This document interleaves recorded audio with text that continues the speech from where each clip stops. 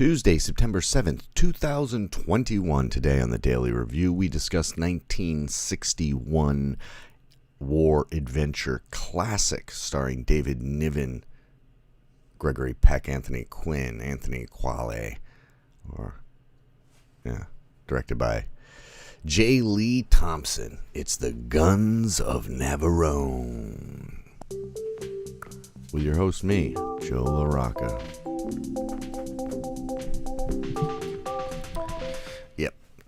Okay, yeah, this is good. It's a World War II movie. It's not real. Didn't really happen. Not a true story. It is very much an adventure movie. But kind of at the peak of when they were doing that well, I think. Right before the changing of the guards. Early 60s, not bad.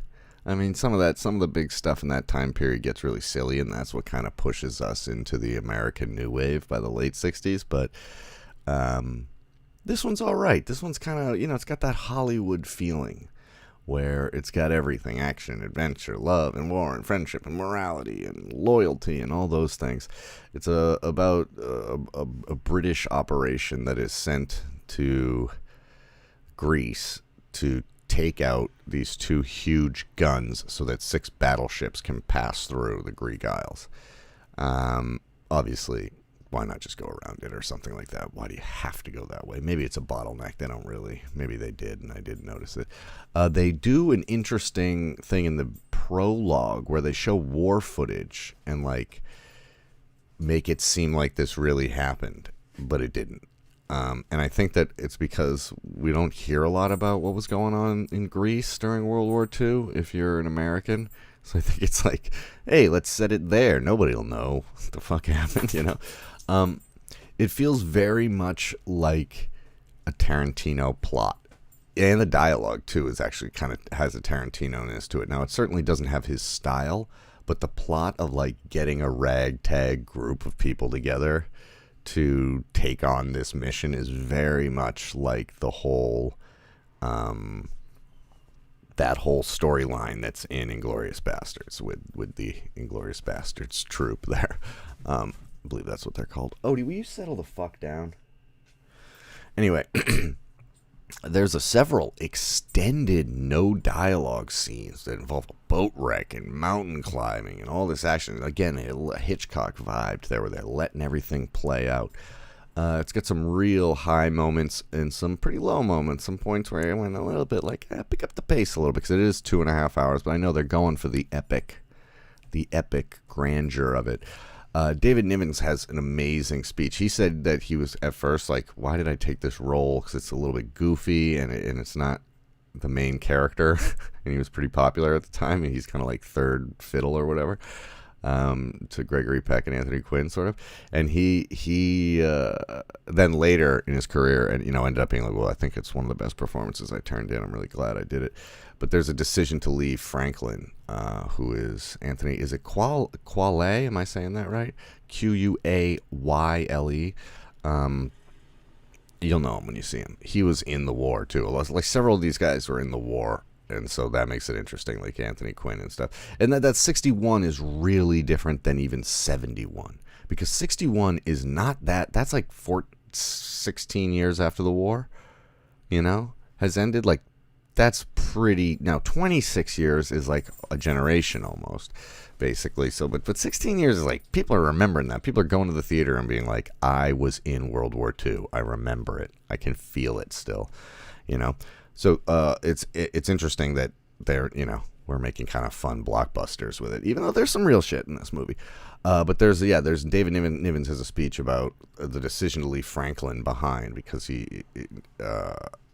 and it shows Mallory, Gregory Peck's character, as kind of gray, a little bit ambiguous, not 100% good, 100% evil like our Marvel characters, it's something we don't see in modern blockbusters where a character has to make a decision that makes the audience go, ugh, I don't like that decision, but it makes the character more human and then more relatable. So it's good. I'm surprised George Clooney and Brad Pitt and Matt Damon haven't tried to remake this. It feels like a movie they would make. This movie feels like it had a big impact. Like a lot of the sequences are like, oh, I feel like that's from Mission Impossible, or I feel like that's from a James Bond movie, or, so I think it might be the template for a lot of action war movies because it was successful and the performances are really cool. Like I mean that they are cool. Like it comes off cool, but it also makes sense and they feel like real people. There's a traitor scene where they have to shoot a traitor and it's awesome. I was like, oh damn, this is the stuff movies are made of. And that's what reminds me of Tarantino, where they pick a scene and they're like, all right, we're going to spend like 10 minutes, 15 minutes in this moment and trying to figure it out, all while pushing along a bigger plot, But again, editing wise and stylistically, it's not like Tarantino. There's a lot of driving through narrow Greek streets, which is just kind of nutty. It reminded me of because they're big military trucks and they're going through these aqueduct archways or whatever, and it's like, holy shit, these drivers are amazing. It does feel like it's missing some key scenes that like a victory scene showing the Navy close up and introducing the guns of the Navarone in a more sinister way. They just kind of show them and it goes dun dun dun and you're like, nah, now it'd be like a drone shot go down like the barrel of the gun or whatever, and when it's shot it would be like go like slow motion or something. But those are the things I was like, oh no, they just show battleships and they play music and have cheering, but we don't see anybody on those battleships, so it's like, oh, I want some close-ups, show me some fanfare.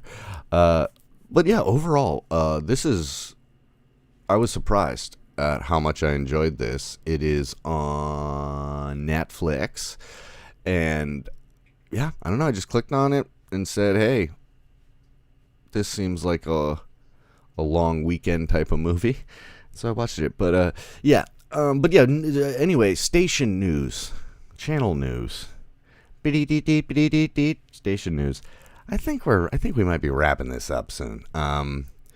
Here's my theory. This is what I'm thinking about. Think that I'll go through to the end of the year for sure, because that'll be 730 episodes.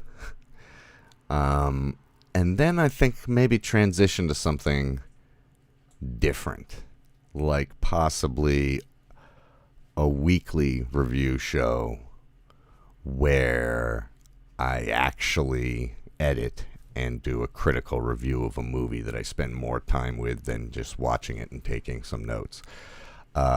Also, doing this has really ruined watching movies for me. That's the sacrifice I make for all you guys, but it's hard to get into a movie when you're taking notes and when you're thinking about what you want to talk about. You don't necessarily fall into it. I think that has actually affected some of my reviews because I was thinking about what to say about it as opposed to just getting sucked into the matrix.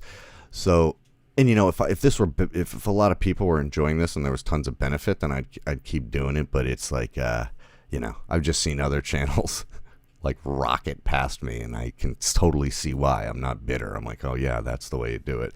So, I think every day is maybe a mistake, and maybe more quality over quantity. We'll see.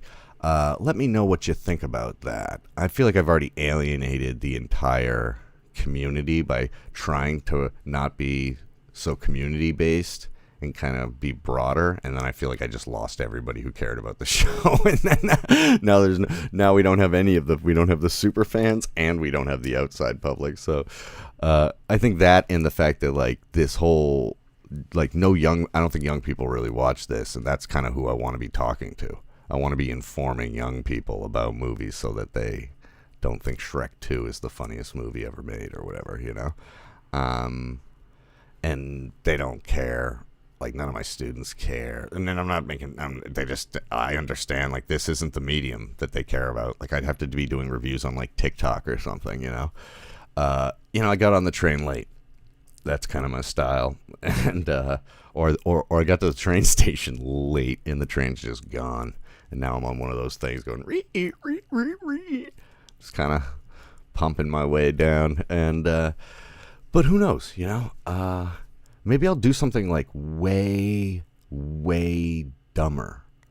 like where I don't give any insight. I'll just pick a show and do recaps and just say the plot, because those channels do way better and don't like say any of my feelings or opinions on anything. Just go, this happened and then this happened and then this happened. I thought it was good, and then people in the comments go, I liked it too. I thought it was good, and then it devolves into some like political argument, So I don't know. I guess like fuck the internet is guess what I'm trying to say.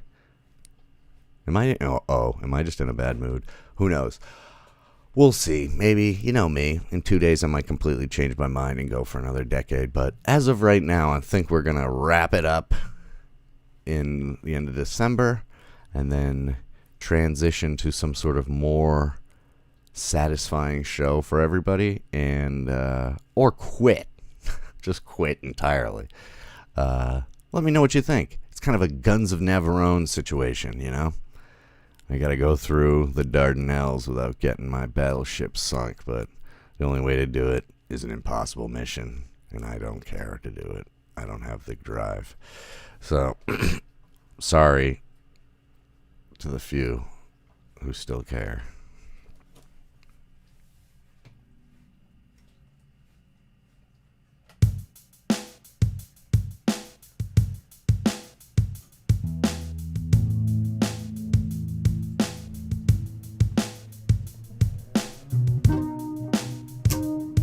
Like how yellow I look right now has ruined this episode for me, that I didn't color balance that properly and I look too yellow. Like that will anger me now for the whole day. So is it worth doing this show?